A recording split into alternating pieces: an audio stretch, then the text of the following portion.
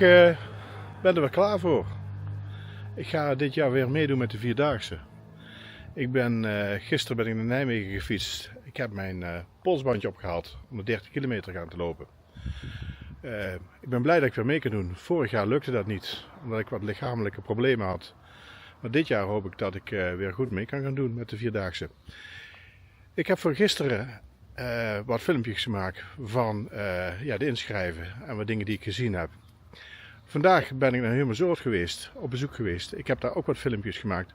Helaas is het filmpje van de finale van het bezoek aan Hummersoord, namelijk de feesttent, dat is niet gelukt. Maar ik heb een paar andere leuke filmpjes waar jullie een inkijkje kunnen hebben hoe dat is op Hummersoord. Ik ga de komende dagen mijn best doen om weer wat dingen die ik meemaak, om die op film en foto te zetten en die met jullie te delen de komende dagen.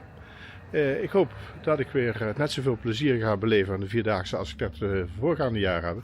En dat ik dat kan delen met jullie. Veel plezier. En hopelijk tot morgen.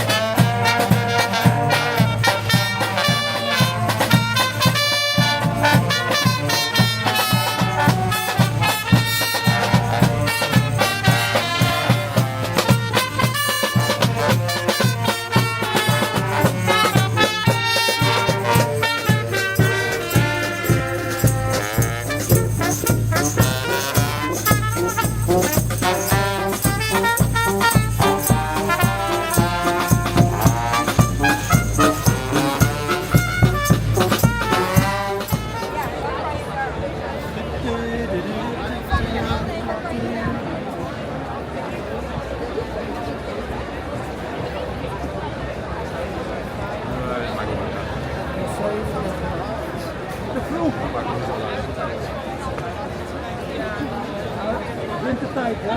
Ja.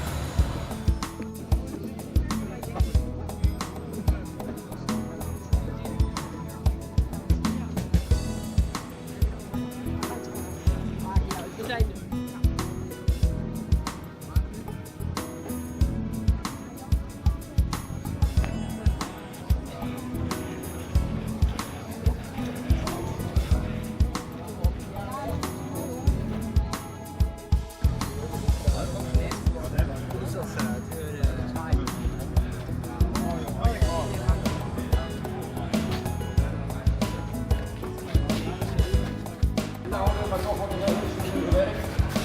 Daar zijn Dankjewel.